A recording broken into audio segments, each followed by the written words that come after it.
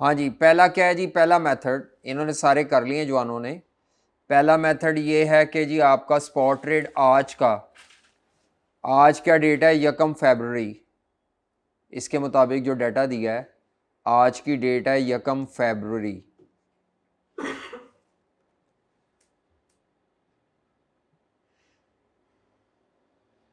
और due date क्या है, 31 अक्टूबर। तो एक्सपायरी डेट ना बताई हो तो हमारी स्टैंडर्ड एक्सपायरी डेट्स हैं, तो अक्टूबर के बाद 31 दिसंबर एक्सपायरी पिक होगी। अच्छा जी, तो फ्यूचर की प्राइस मैं पहले लिखता हूँ, चाहे पहले जो मर्ज़ी दिया हो। फ्यूचर की आज की जो प्राइस है, फ्यूचर की प्राइस है 165 पर यूरो। और आज का स्पॉट रेट जो है 187। तो इसका डिफरेंस जो है, प्लस माइनस नहीं लिखता होता मैं, बेसिस निकाल लें, 22 रुपये पर यूरो। अब ये जो 22 रुपये पर यूरो है, इसने यहाँ से यहाँ तक जितने भी महीने हैं उनमें ये ज़ीरो होने होते हैं। क्या होने होते हैं? ज़ीरो होने होते हैं। पहला केस करवा रहा हूँ तो इवनली ज़ीरो होना है इन्होंने। तो कितने माह बनते हैं? 22 रुपये के बेसिस हैं। 1 फरवरी पे आप खड़े हैं, फरवरी मार्च अप्रैल मई जून जुलाई अगस्त सितंबर अक्टूबर, हाँ ठीक है, 11 माह बनते हैं। तो इसका मतलब है 22 रुपये पर मंथ अगर हैं तो 11 माह में आपने इनको ज़ीरो करना है। तो एक माह में इसकी जो अमोर्टाइजेशन है 2 रुपये पर मंथ है। तो इधर से इधर तक अब देख लें, स्पॉट रेट मैंने दिया हुआ है, स्पॉट रेट यहाँ पे जो दिया हुआ है वो 195 है। हाँ जी, कितने अमोर्टाइज होंगे? हाँ जी, कितने अमोर्टाइज होंगे यहाँ से यहाँ तक? तो 9 मंथ के अमोर्टाइज हो जाएंगे। तो माइनस करें 2 रुपये पर मंथ इंटू 9 मंथ्स। हाँ जी, तो ये 4 रुपये पर यूरो रह जाएंगे। ठीक है जी, आउटस्टैंडिंग बेसिस। और ऊपर वाली रकम छोटी निकालनी है, तो 195 रुपये माइनस ये आउटस्टैंडिंग 4, तो ये 191 रुपये पर यूरो। ये आंसर है पहले केस में, प्रेजेंटेशन ये होगी। ठीक है। अच्छा, दूसरे केस में वो कहता है नेवर अमोर्टाइज, तो बस ठीक है, फिर नेवर अमोर्टाइज है तो फिर तो भाई यहाँ पे जो आपके 165 रुपये पर यूरो और 187 रुपये पर यूरो, तो 22 रुपये के ये हैं, वो यहाँ पे भी 22 रुपये ही रहने हैं। हाँ, नेवर इवन एक्सपायरी पे भी 22 ही होंगे, ज़ीरो नहीं होंगे। जब उसने कह दिया नेवर अमोर्टाइज तो 22 ही रहेंगे। तो यहाँ पर 195 रुपये अगर ये था, तो कम वैल्यू निकालने के लिए 31 अक्टूबर वाले दिन कम वैल्यू निकालनी है आपने, तो 195 माइनस 22, ये सेम रहने को कहा था उसने, अमोर्टाइज विल रिमेन नहीं होंगे। तो 173 रुपीज़ पर यूरो, ये आपका आंसर है। ठीक है जी, इधर हमारा आंसर था 191, इधर हमारा आंसर क्या आया है? 173। तीसरे केस में उसने कहा था कि 20% पर मंथ अमोर्टाइज होंगे, पर मंथ 20% अमोर्टाइज होंगे। तो ठीक है, इसका मतलब है ये पहला वाला आज 1 फरवरी वाली डेट पे तो वही है, फ्यूचर की प्राइस 165 रुपये और स्पॉट 187 रुपये। तो 22 रुपये पर यूरो है हर महीने। अब उसने क्या, 20% अमोर्टाइज होना है, तो 31 अक्टूबर तक 9 माह है। तो आपने 20 रुपये में से पहले 20% माइनस करना है, फिर जो जवाब आएगा उसका 20%, ये 9 दफ़ा करना है। उससे बेहतर है, अक्लमंदाना अप्रोच ये है, क्योंकि हमने इसमें से 9 दफ़ा माइनस करना है। तो आप क्या करें, 22 रुपये इंटू इसका 80% ले लें 9 टाइम्स। ठीक है, वो आप माइनस करने से बच जाएंगे। नहीं तो दूसरा तरीका क्या है कि 22 रुपये का में से पहले 22 रुपये का 20% माइनस करें, फिर जो आंसर आएगा उस आंसर का 20% माइनस करें, तो ये 1 माह का हो गया, इसी तरह 2 माह का, 3 माह का, तो इस तरह 9 माह की कैलकुलेशन, इतना टाइम किसके पास है। तो आपने क्या लेना है, 22 रुपये में से का मतलब 80% लेना है, लेकिन 9 टाइम्स। आप इस तरह भी लिख सकते हैं, ऐसे नहीं करना चाहते तो आज 1 फरवरी का 22 रुपये है, 22 रुपये पे है, 80% लो इसका, एक दफ़ा कम हो गए, फिर 80% लो दूसरी दफ़ा, तो 9 दफ़ा इसको कम करो। 20% कम करने का मतलब है 80% ले रहे हैं रिमेनिंग। तो इतना लंबे चक्रों में पढ़ने की ज़रूरत नहीं है, शॉर्टकट तरीका होता है। अगर पर महीने कम करना है तो 0.80 का 9 टाइम्स कर लो, ये हमारे पास आ जाएंगे 2.95 समथिंग। कितने आते हैं 2 पॉइंट, मैंने एक्सेल पे भी किया था, 9 दफ़ा कम कर लो 2.95।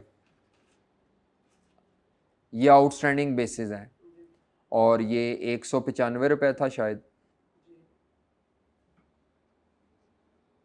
तो माइनस करके 195 में से 2.95 क्या आता है,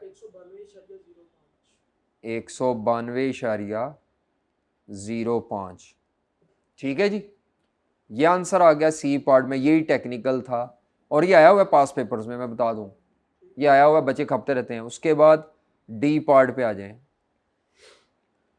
पार्ट नंबर डी।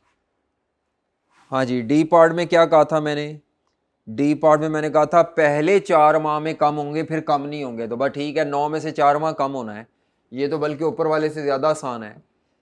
4 माह में कम होना है, तो ये जो मैंने 9 माह में कमी की थी, इसको 4 माह में सिर्फ कम करके छोड़ दें,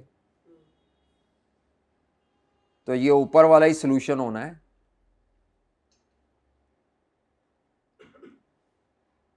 फ्यूचर प्राइस 165 रुपये पर यूरो है, स्पॉट रेट 187 रुपये पर यूरो है, तो 22 रुपये का ये 11 माह में इसने ज़ीरो होना है। तो इसमें से अब आपने 9 मंथ का कम नहीं करना, 4 मंथ्स का करना है, तो ठीक है कोई नहीं, 20%, 0.80 और रेस पर 4, 4 दफ़ा कमी करनी है, 9.01 रुपीज़ पर यूरो, ये 195 रुपये पर यूरो है, और ऊपर छोटी फिगर निकालनी है, तो 195 रुपये में से 9.01 माइनस करें, ये ले जी। अब आप देख लें, मैंने सारे जो पास्ट पेपर में मसाले आए हुए हैं वो एक ही एग्जाम्पल में आपको बता दिए कि वो उसकी मर्ज़ी है, जैसे मर्ज़ी करे।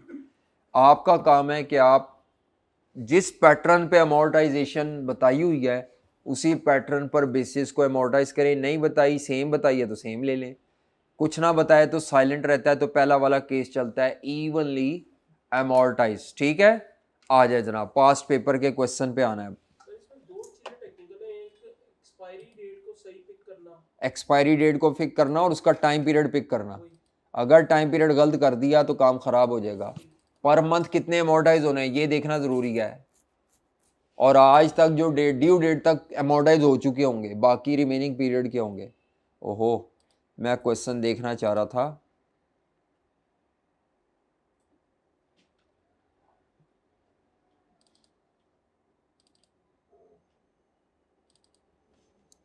आ जाए जनाब,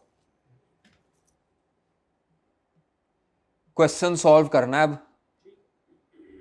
मैं फ्यूचर की दूसरी साइड भी करवाना चाह रहा था कि अगर होम करेंसी में आ जाएं तो अगर टाइम बचता है तो मैं बता दूंगा, कर नहीं पाएंगे शायद, हम जल्दबाजी में नहीं करवाना चाह रहा, नहीं तो आप लोग परेशान हो सकते हैं। जी जनाब, आ जाएं, summer 18 question number 3, summer 18 question number 3, या थोड़ा और लेटेस्ट कर लेते हैं, विंटर 22 क्वेश्चन नंबर 3, विंटर 22 ये ज़रा ज़्यादा लेटेस्ट है। विंटर 22 क्वेश्चन नंबर 3 का ए पार्ट,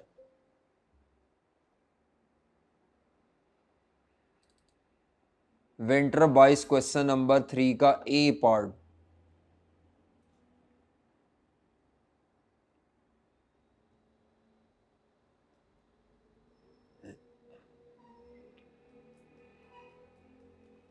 हाँ जी,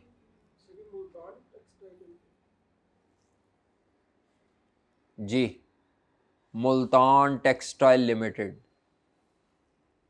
अच्छा जी, इसमें तो मेरा ख्याल है, देखते हैं क्या कहता है।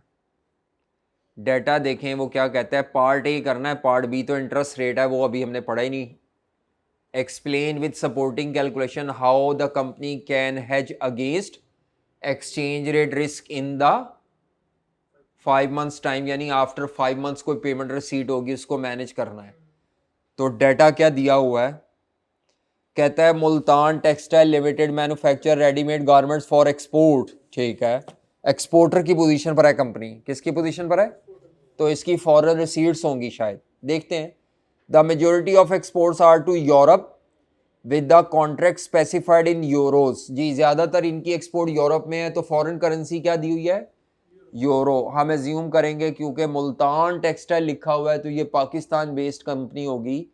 PKR would be local currency and euro would be foreign currency. कहता है जी MTL पाकिस्तान स्टॉक एक्सचेंज में लिस्टेड है, यहां से पता चल गया लोकल करेंसी PKR होगी। Historically the company has not hedged against exchange rate movements. कहता है माजी में तो कभी इन्होंने एक्सचेंज रेट की फ्लक्चुएशन का रिस्क मैनेज नहीं किया। However the recent volatility in the currency market and some exchange losses has led the board, मजबूर कर दिया बोर्ड को कि भाई वो कोई ना कोई रिस्क मैनेजमेंट को देखें। The board has ordered some specialist machinery for use in Karachi. अच्छा, इन्होंने कराची में मशीनरी लगाने के लिए कोई ऑर्डर की हुई है, यानी मशीनरी की इंपोर्ट है। अब मसला ये सवाल एक्सपोर्ट का सॉल्व करना है, ये मशीनरी की इंपोर्ट का करना अभी तक नहीं पता। The new machinery was difficult to source and after some deliberation the contract was awarded to a supplier based in US। जी, आपने सप्लायर USA के किसी सप्लायर को कॉन्ट्रैक्ट दे दिया। The specialist machinery will cost USD 2.5 million and will be delivered at the end of May. जी, मई के एंड पे डिलीवर होगी। आज की क्या डेट एज्यूम करनी है आपने क्या एज्यूम करना है कि एंड ऑफ दिसंबर है, तो आज से दिसंबर से मई मेरा ख्याल है 5 माह बनते हैं। तो मुझे लगता है इस सवाल में यूरो की ट्रांजैक्शन की रिस्क मैनेजमेंट नहीं करनी, ये डॉलर की जो 2.5 मिलियन हो सकता है दोनों की करनी हो शायद। आगे देखते हैं। तो 2.5 मिलियन डॉलर की ये तो इंपोर्ट है। कहता है the deposit of USD 0.5 million has already been paid. आपने 0.5 मिलियन के तो पैसे पहले ही जमा करा दिए, इसका मतलब है असल में रिस्क आपको फिर 2 मिलियन USD का होगा। However, the balance will be due at the beginning of June after the machinery has been installed। मई का एंड कह दो या जून के यकम को आपने पे करना ही करना है, 2 मिलियन का रिस्क है। Company has prepared its cash flow forecast for the next 6 months and board would like to advise regarding the several matter। Firstly, the board would like to hedge against exchange rate risk on payment for the new machinery using the euro receipts from exports. जी, ये line बड़ी important है, ये line बड़ी important है कि आप PKR से रिस्क मैनेज नहीं करना चाह रहे, आप यूरो रिसीट को अपनी होम करेंसी की तरह ट्रीट करते हुए आपने डॉलर की पेमेंट को मैनेज करना है। यानी dollar will be considered as a foreign currency and euro will be considered as a local currency. जी बिल्कुल, आपने यानी PKR का डाटा ही कोई नहीं है और ना PKR को बेस ही नहीं करना, आपने सारा सवाल यूरो US डॉलर। अब थी ये पाकिस्तानी कंपनी, लेकिन उसने देखे ना आपको तंग करने के लिए आप खपते रहे पूरे सवाल में PKR नहीं मिलेगा, दोनों फॉरेन करेंसी। लेकिन उसने कहा जी आपने किसको बेस करना है, यूरो की रिसीट को यूज करना है हैज के लिए। तो आप ये ज़हन में रखें, अब आपके लिए जो लोकल करेंसी की तरह ट्रीट होगी वो यूरो है। कहता है there are 2 million euro receipts every month. हर महीने आपके पास यूरो की कितने मिलियन की रिसीट्स आएंगी, 2 मिलियन यूरो की रिसीट्स आएंगी। ठीक है जी, आगे चलें। यानी अगर आपके पास 2 मिलियन की यूरो रिसीट्स आएंगी तो अगले 5 माह में आपके पास 12 मिलियन की यूरो की रिसीट्स होंगी बड़े आराम से। 10 मिलियन की 5 माह में, हाँ, और आपने 2 मिलियन की USD की पेमेंट करनी है। तो अब आप क्या कर सकेंगे, नहीं कर सकेंगे, यानी आपको मसला कोई नहीं, आपके पास यूरो की रिसीट्स होंगी, इनफ होंगी। आगे वो क्या कहता है, फॉरवर्ड कॉन्ट्रैक्ट मनी मार्केट और फ्यूचर, यानी उसने तीनों मेथड्स के लिए आपको डेटा बता दिया है। आज 31 दिसंबर 2022 को स्पॉट रेट कैसे दिया हुआ है? यूएसडी, हाँ जी, यूएसडी पर यूरो। ओए होए होए होए, इसमें तो एक मसला और आ रहा है कि यूरो में कॉन्ट्रैक्ट साइज लोकल करेंसी में दिया हुआ है। मैंने ये आपको करवाया नहीं, मैंने तो अभी आपको करवाया था कि अगर डॉलर की पेमेंट है तो कॉन्ट्रैक्ट साइज किस में होना चाहिए? डॉलर में। किसको? नहीं नहीं, अज्यूम नहीं कर सकते, सवाल जैसे दिया, नहीं तो छेड़छाड़ नहीं करनी, खपते रहेंगे, टैली नहीं होना।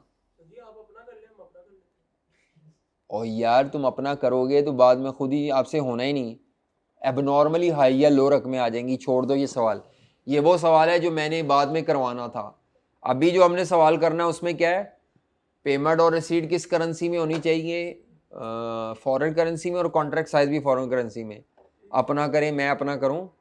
समर 23 वाला देख लेते हैं ज़रा, समर 23 वाला एक दफ़ा निगाह दौड़वा लें, क्योंकि सवाल को जैसा है वैसे ही करें, छेड़छाड़ करने की ज़रूरत नहीं है, क्योंकि जब छेड़छाड़ करेंगे तो पढ़ना ध्यान से करना पड़ेगा।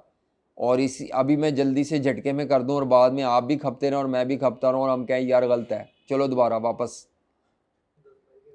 हाँ मैं ज़रा देख लूँ फिर शुरू करते हैं। कॉन्ट्रैक्ट साइज यूरो में है, अच्छा इसमें भी वही मसला, क्योंकि इसी में वैसा आता है ना। अब कॉन्ट्रैक्ट साइज किस में दिया हुआ है? अच्छा जी, मैं ज़रा चेक कर लूँ पेमेंट और रिसीट्स किस में है।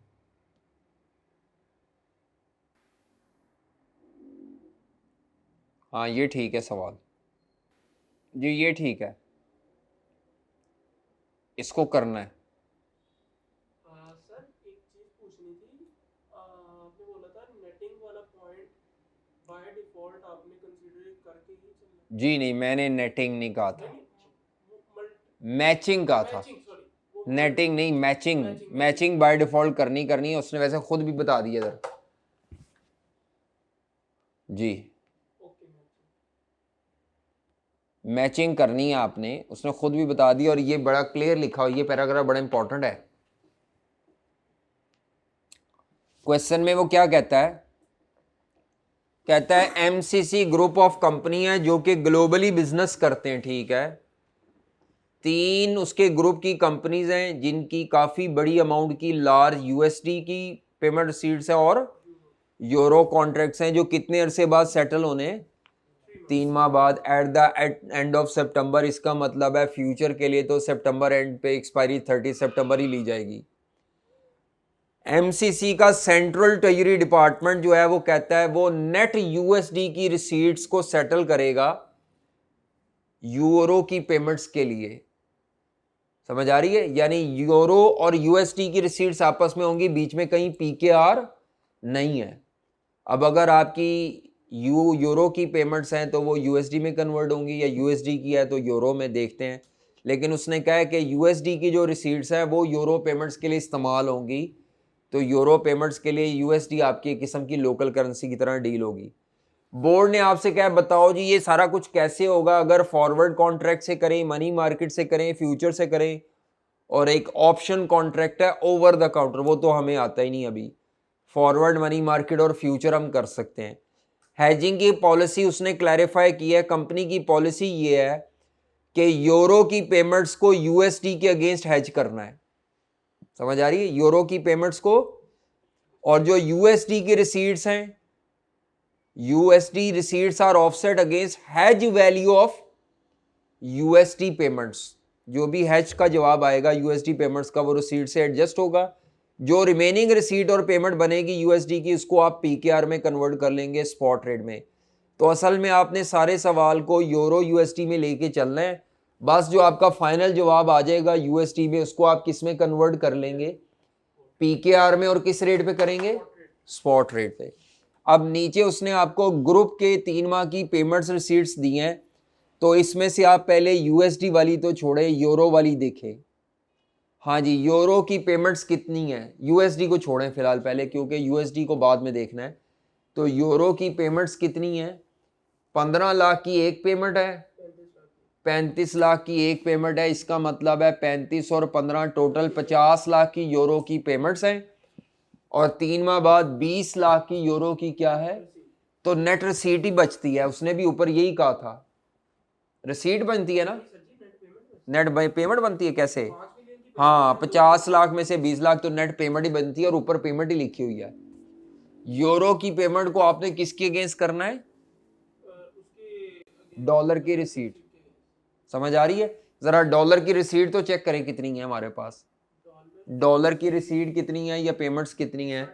तो डॉलर की 1 मिलियन की पेमेंट है, और डॉलर की 4.5 मिलियन की रिसीट है। इसका मतलब है तकरीबन 3.5 मिलियन की रिसीट मौजूद है।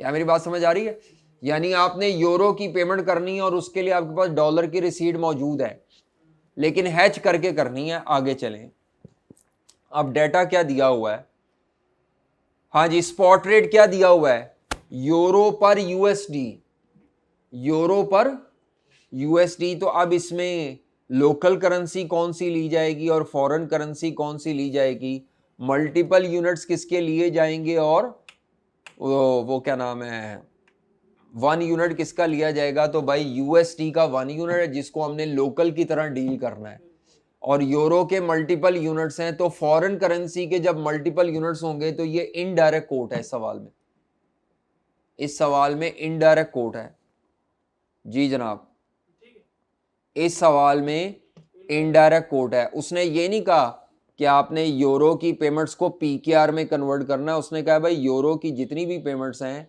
वो यूएसडी की रिसीट से सेटल होंगी, तो यूएसडी की रिसीट लोकल करेंसी वाला काम करेंगी, है नहीं वैसे लोकल करेंसी वाला काम करेंगी। तो आपकी जो लोकल करेंसी ये जो यूएसडीएस का 1 यूनिट है। इसी तरह फॉरवर्ड डिस्काउंट दिया हुआ है, सेंट्स पर यूएसडी नहीं है, ये यूरो का छोटा यूनिट होगा, पर यूएसडी नीचे है। अब देखें सेंट्स भी दिया हुआ है, यूएसडी ऐसे नहीं होता, ये यूरो का छोटा यूनिट जो भी होता है पता नहीं वो क्या होता है, उन्होंने यहाँ सेंट से लिख दिया, सेंट तो डॉलर का, ये मिस प्रिंटिंग है। उसके अलावा पीकेआर पर यूएसडी का स्पॉट दिया हुआ है, ये आखिर में आएगा। सितंबर का फ्यूचर कॉन्ट्रैक्ट दिया हुआ है यूएसडी पर यूरो इस तरह, और ये यूरो का कॉन्ट्रैक्ट साइज दिया हुआ है 20,000 कॉन्ट्रैक्ट साइज है यूरो का। ये आज का डेटा है, ये आज की प्राइसेस है सारी। 30 सितंबर को जो एक्सपायरी डेट है उस दिन का स्पॉट रेट दिए हुए हैं, फ्यूचर के रेट्स दिए हुए हैं, कॉन्ट्रैक्ट साइज फिर वही यूरो में है, टिक साइज हम इग्नोर करेंगे। ये मनी मार्केट के लिए इंटरेस्ट रेट दिए हुए हैं यूरो का और यूएसडी का। पीकेआर का क्यों नहीं दिया, असल में आपने पूरे सवाल में पीकेआर को इन्वॉल्व ही नहीं करना, बस वो आखिर में जब जवाब आ जाएगा ना आप समझे डॉलर लोकल करेंसी है। यानी आई कैप ने ये 2 दफा पॉइंट दे दिया है कि असल लोकल करेंसी को नहीं पकड़ा, उसने किसी और फॉरेन करेंसी को लोकल की तरह बेस करवा दिया है। समझ आ रही है, जैसे dollar over the counter option है, पता नहीं ऑप्शन तो अभी हमें आता नहीं, तो आपने कैलकुलेशन करके तमाम मेथड से सॉल्व करना है। तो आ जाए जी, यूरो की मैचिंग करने के बाद यूरो की जितनी अमाउंट बनेगी उसको पीकेआर के अगेंस्ट हैज नहीं करना, आपने डॉलर को लोकल करेंसी की तरह डील करना है। चलें जी, पहला जो आपका मेथड है, पहला हम कौन सा मेथड सॉल्व करेंगे, एक्सेल पे ही कर लेते हैं, बेहतर है।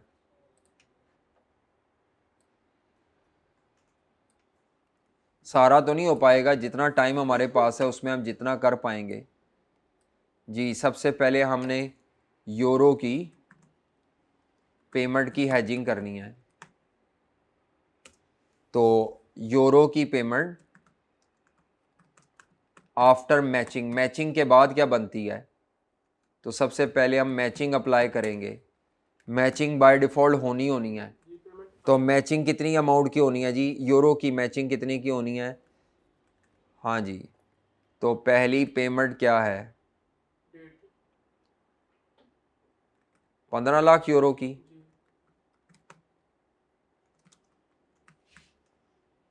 हाँ जी 15 लाख की। इसके बाद और कोई पेमेंट है, हाँ जी पेमेंट,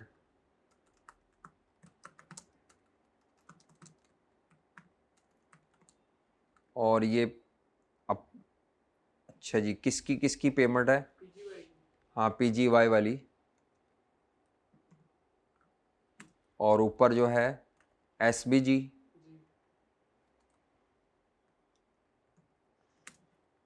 30 लाख है, नहीं 35 लाख। तो ये हो गई पेमेंट्स, जी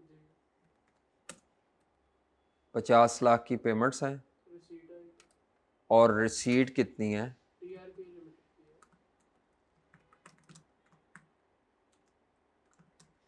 कंपनी का नाम है TRK। 20 लाख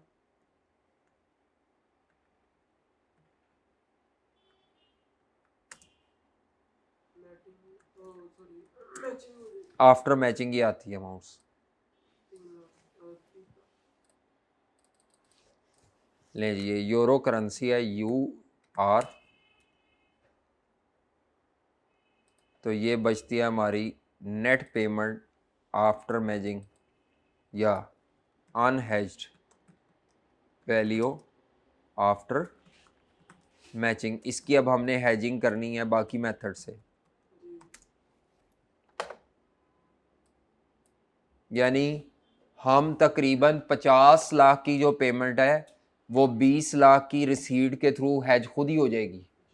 रिमेनिंग जो अमाउंट बचेगी पेमेंट, जो कि आपकी सेम करेंसी सेम ड्यूरेशन से नहीं हो सकती, नेटिंग नहीं लगानी, टेबल नहीं बनाना, नेटिंग ये मैचिंग की है। तो मैचिंग के बाद जो बाकी बची इसको अब हमने फॉरवर्ड कॉन्ट्रैक्ट से करना है। जी हाँ जी, किससे करना है? फॉरवर्ड कर फॉरवर्ड कॉन्ट्रैक्ट से करना है। और डायरेक्ट कोड सिस्टम नहीं है, इनडायरेक्ट इनडायरेक्ट कोड सिस्टम है। तो अब आप यहाँ पे क्या लिखेंगे? Payment in USD is equal to payment in euro divided by indirect quote system में डिवाइड करते हैं। और पेमेंट के लिए क्या होता है? Low forward rate. यहाँ तो वैसे एक ही फॉरवर्ड रेट है, लो हाई वही है। इनडायरेक्ट कोड सिस्टम है इसीलिए डिवाइड से करना है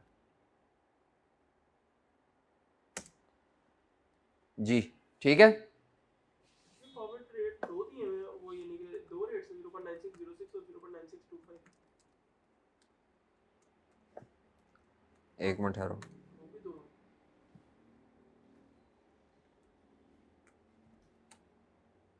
हैं ये लें।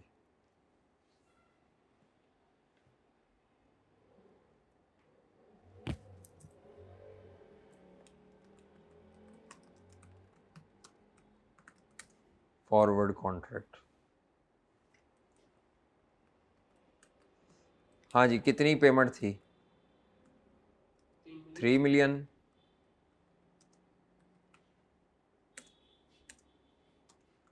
फॉरवर्ड रेट क्या है? फॉरवर्ड रेट हाँ दिया तो हुआ है, आज का स्पॉट रेट दिया हुआ है, डिस्काउंट दिया हुआ है। जी फॉरवर्ड रेट तो एस्टिमेट करना पड़ेगा। जी इनडायरेक्ट कोड सिस्टम है, तो इनडायरेक्ट कोड सिस्टम में मैंने बताया था फॉरवर्ड रेट कैसे एस्टिमेट करते हैं। एस्टिमेशन ऑफ फॉरवर्ड रेट, तो वो कैसे आता है? स्पॉट रेट यूरो पर USD कितना है? एक ही स्पॉट रेट दिया हुआ है, नहीं स्पॉट रेट दो दिए हैं क्योंकि इनडायरेक्ट कोड सिस्टम है छोटे वाला ले तो लो स्पॉट रेट चलता है इनडायरेक्ट कोड सिस्टम में।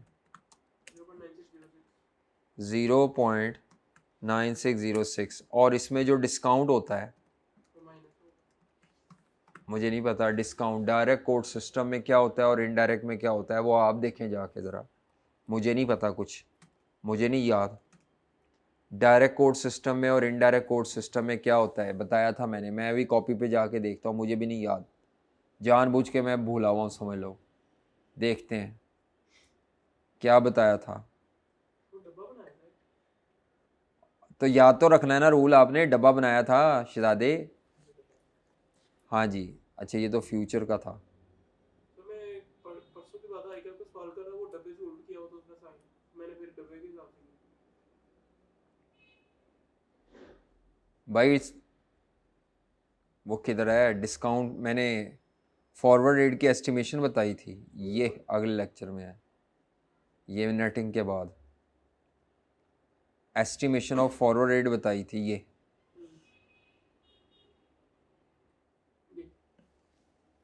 हाँ जी, इनडायरेक्ट कोड सिस्टम में प्रीमियम लेस होता है और डिस्काउंट ऐड होता है, ठीक है, बस सही है। डबल याद करना तो सही याद करना, ठीक है, डिस्काउंट।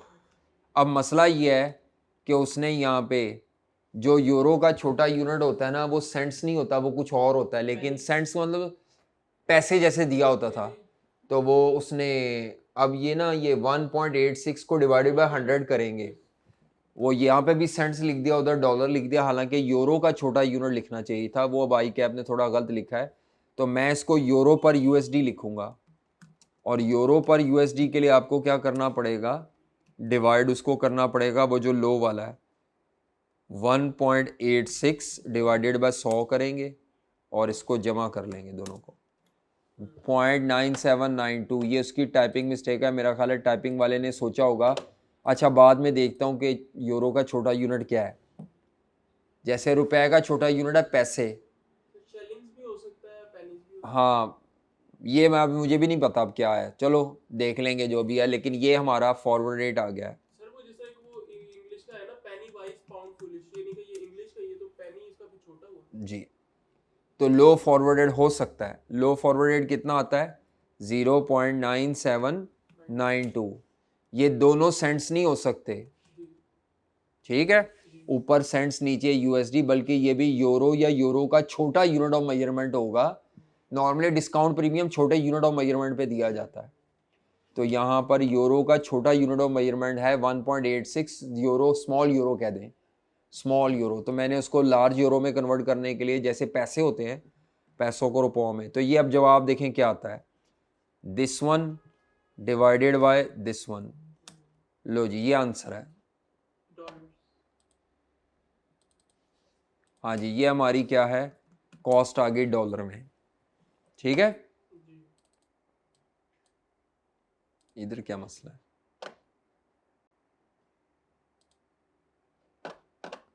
चले,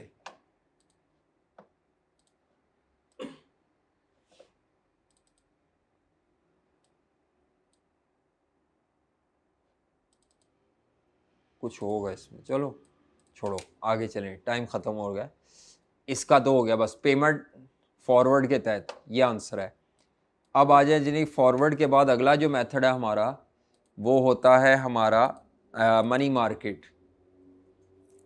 हाँ जी, मनी मार्केट से निकालना है, तो payment in USD under money market has.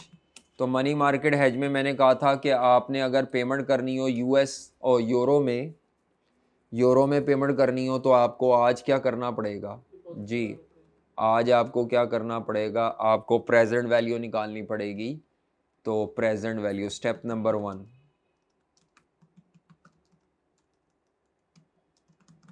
कितना डिपॉजिट कराना पड़ेगा, आपको हाँ जी, 3 मिलियन, तो यानी वो 3 मिलियन चाहिए तो deposit PV of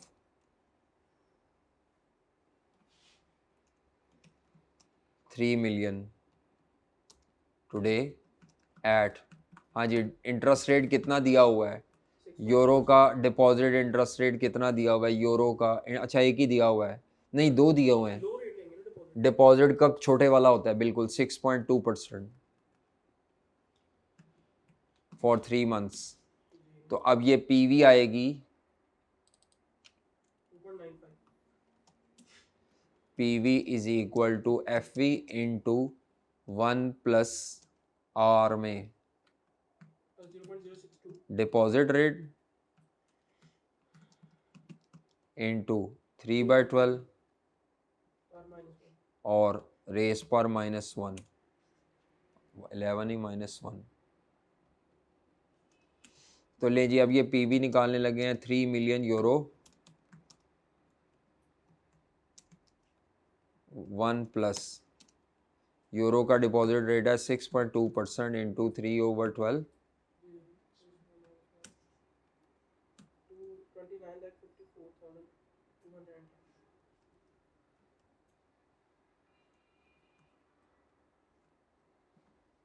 into 0.25।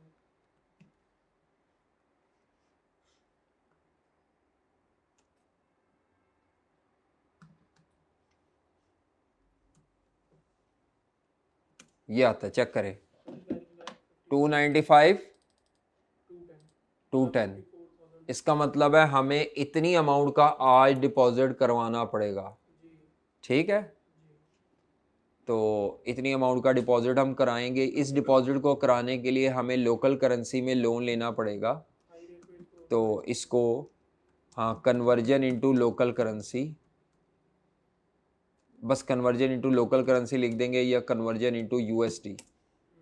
Local नहीं है ना, यहाँ पे यूएसडी में कन्वर्ट करना है आपने और इतना लोन लेना पड़ेगा आपको। तो यूएसडी की अमाउंट क्या बनेगी, PV of foreign euro payment divided by low spot rate. क्यों? पेमेंट का सवाल है, पूरे सवाल में स्पॉट लो ही चल रहा है भाई, रिसीट का सवाल नहीं है, पेमेंट का सवाल है। इसको मैंने इस तरह सोचा है, तो अब गलत सोचा आपने, क्योंकि आपने अगर डिपॉजिट डॉलर जमा कराने हैं तो डॉलर आपको ओपन मार्केट से बाय करने पड़ेंगे। जब भी डॉलर बाय करने आपने तो आपने लो रेट पे करने इनडायरेक्ट कोड में जी।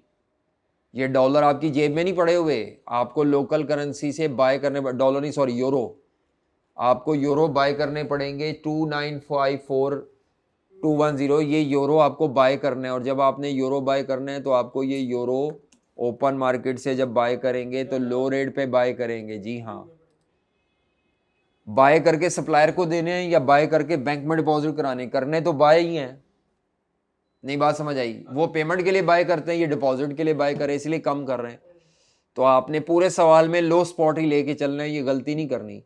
तो अब आपके यहाँ पे यूएसडी की अमाउंट क्या निकलेगी, पीवी कितनी है जी यूरो की, यूरो 2954210 डिवाइडेड बाय 0.906 ले जी।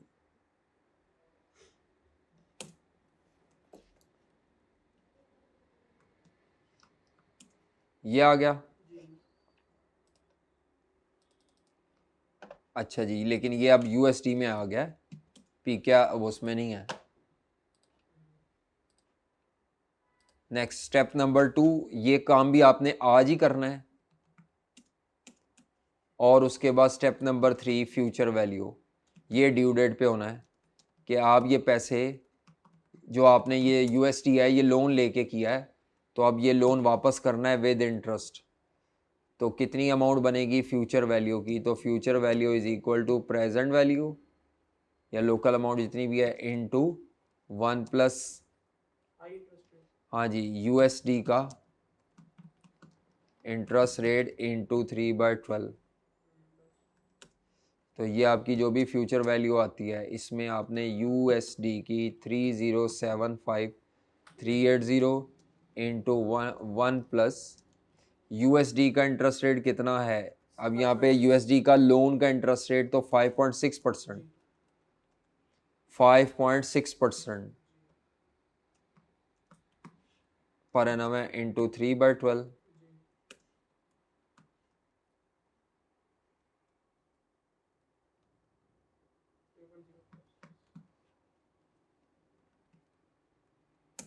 ये आंसर है, यही है, ये हमारी कॉस्ट आ जाएगी, ये हमारा आंसर है। अगर हम मनी मार्केट से हैजिंग करें तो ये कॉस्ट है, फॉरवर्ड कॉन्ट्रैक्ट से हैजिंग करें तो ये कॉस्ट है। दोनों में से कम कॉस्ट कहाँ पड़ रही है, वैसे वो फॉरवर्ड में कम है चलो, लेकिन ठीक है। पेमेंट आ गई ये वाली, उसके बाद आगे कौन से मेथड से करना है, फ्यूचर्स कॉन्ट्रैक्ट। खुद करो चलो, बैठना नहीं।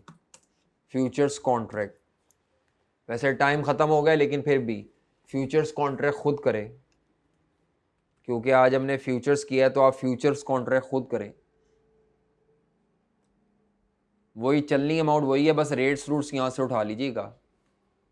फ्यूचर कॉन्ट्रैक्ट्स, फ्यूचर की प्राइसेस भी दी हुई हैं, आज की प्राइस भी दी है और उस दिन की प्राइस भी दी हुई है।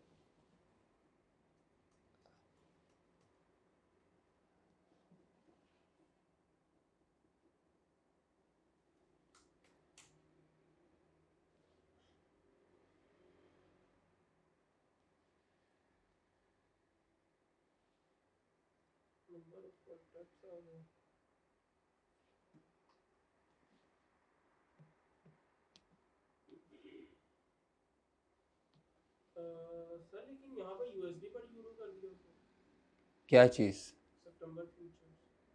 और नहीं, ये उल्टा पुल्टा लिख जाते होते हैं, आप परेशान ना हो, बस जिस तरह स्पॉट है आपने उसी तरह इसको एज्यूम करना है इसको। हाँ, ये अब क्या नाम है, अगर आप इसको उल्टाएंगे चेंज करेंगे तो काम ख़राब हो जाएगा। ये यूरो पर यूएसडी ही है, ठीक है, यूरो पर यूएसडी है। छोड़ दे, टेंशन ना ले। दोनों तरीक़ों से ये एक्सप्रेस किया जाता है, फ्यूचर की प्राइस दोनों तरीक़ों से एक्सप्रेस होती है, लेकिन आपने उसको स्पॉट रेट के पर्सपेक्टिव से ही लिखना है बस, कि जिस तरह एक्सचेंज रेट स्पॉट दिया हुआ था ये भी वैसे ही है। अगर आप ये इसको कन्वर्ट करने लगेंगे तो फिर आपका गेन लॉस निकल आएगा, लॉस गेन। ये बिल्कुल कन्वर्ट नहीं करना, इसको छेड़छाड़ नहीं करनी। चलो करो शाबाश। ये तो किट में भी कई सवालों में उल्टा सीधा दिया हुआ है, आपने स्पॉट रेट देखना उसके मुताबिक, ये यूरो पर यूएसडी है तो ये भी यूरो पर यूएसडी है, जेन में रखें बस, नहीं तो इसको उल्टाना पड़ेगा, जब उल्टाएंगे तो काम ख़राब हो जाएगा।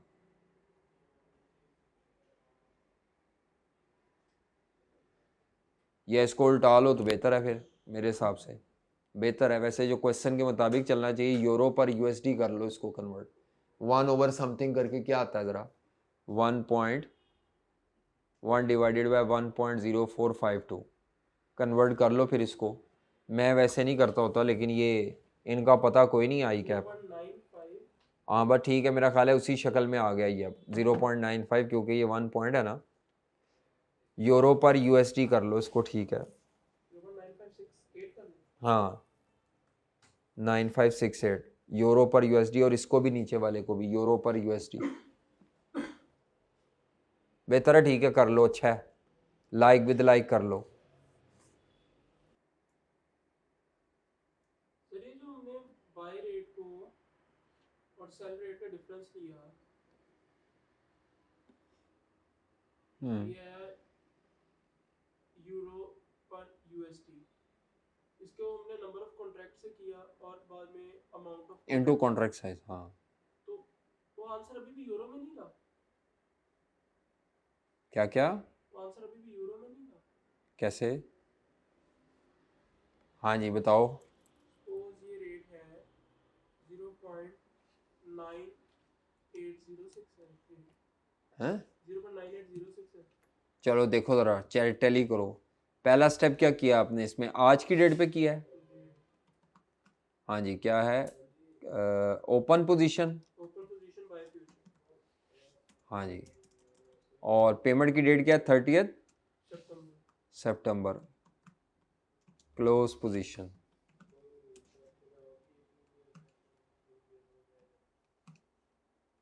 हाँ जी, ओपन पोजीशन और क्लोज पोजीशन। तो टाइप में बाय फ्यूचर से पोजीशन ओपन होनी है, बाय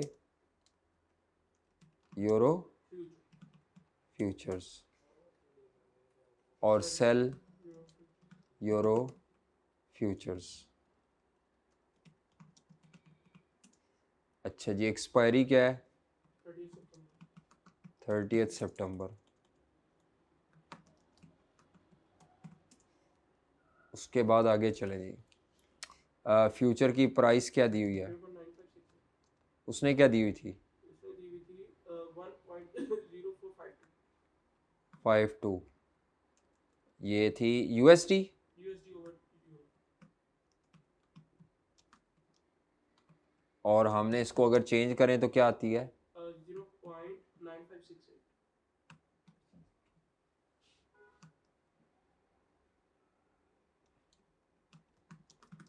ऐसे ही है, जी स्लैश लगा दें ज़रा। अच्छा जी, ओए किधर गई,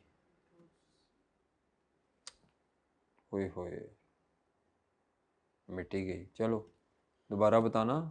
सर उसकी अगर उनके हिसाब से चले तो 1.0452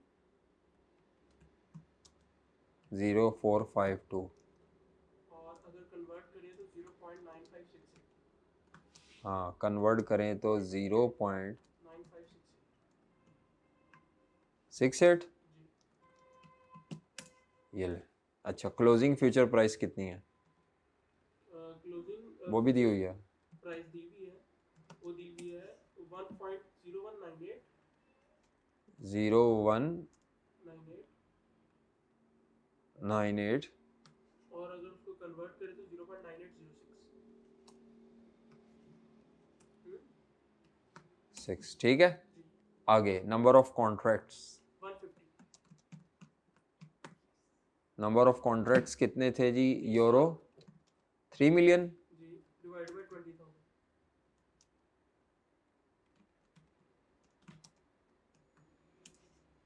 150। जी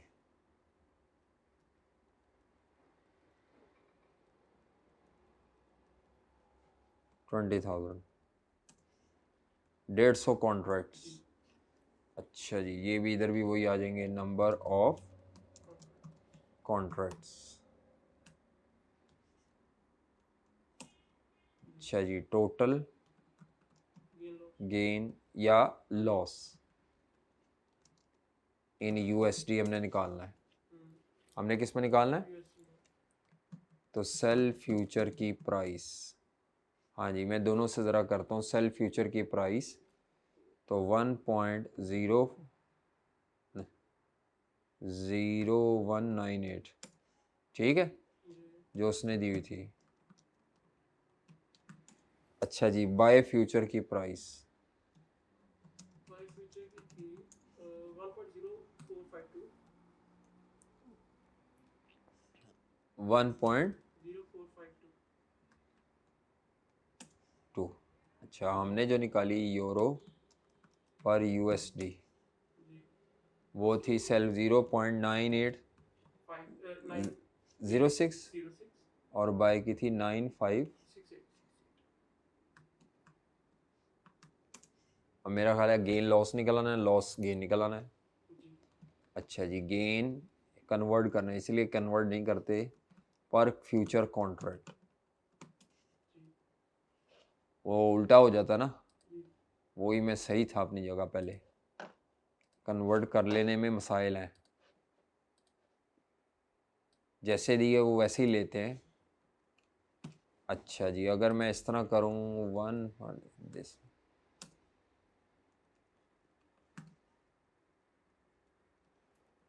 अच्छा अमाउंट भी फ़र्क आ गई है। चलो, मेरा ख्याल है पॉइंट्स राउंड किए हुए शायद। तो टोटल गेन लॉस कैसे आता है?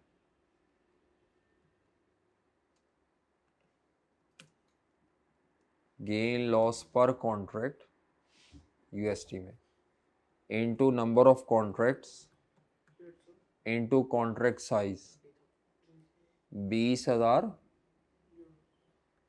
नहीं 20,000 यूरो है।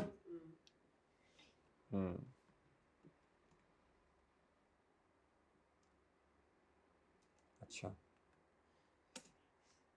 अब इसको पढ़ते कैसे हैं? अगर 20,000 यूरो हो तो ये गेन है एक, ये है 1 यूरो के बदले इतना गेन है, तो 20,000 यूरो के कॉन्ट्रैक्ट साइज के बदले कितना गेन आएगा? ये यूएसडी में गेन निकल आया, गेन या लॉस जो भी आया। यूएसडी में किस तरह कन्वर्ट? यार ये देखो सिंपल सी बात है, एक तरफ रखो यूरो और एक तरफ लिखो यूएसडी। तुम्हारा ये ऊपर जो गेन लॉस आया है ये किस में निकला हुआ है? ये मेरे मतलब यूरो में निकला। नहीं, जो ये इधर लिखा हुआ ऊपर देखो, अगर ये निकला ऊपर, हाँ, तो इसका मतलब है 1 यूरो के बदले 0.0254 का लॉस है। तो अगर हमारा कॉन्ट्रैक्ट साइज कितना था इनटू नंबर ऑफ कॉन्ट्रैक्ट होगा जो भी, तो 20,000 यूरो के बदले क्या लॉस है? करो। सर जो वो तो ठीक है, मैं हाँ, अब इधर अगर हम आते हैं तो फिर हम कैसे करेंगे, देखते हैं इधर। वो हमने चेंज जो किया, वो जब चेंज किया तो हमें फॉर्मूला चेंज करना पड़ना है। वहाँ पे हमारा फिर क्या है जी? यूएसडी और यूरो।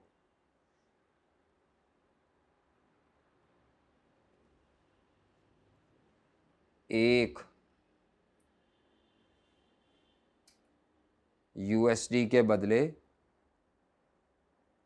यूरो है, एक यूएसडी के बदले इतने यूरो है। तो अगर हमारा कॉन्ट्रैक्ट साइज 20,000 यूरो है तो ये क्या होगा?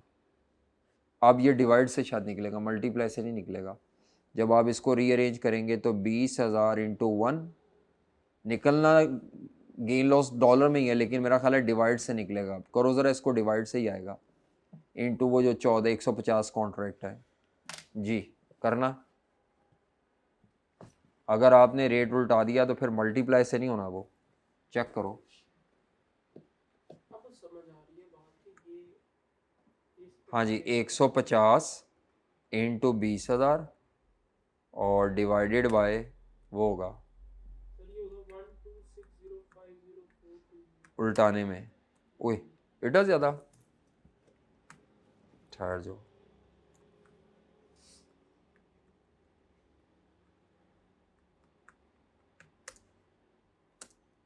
इकहत्तर 400।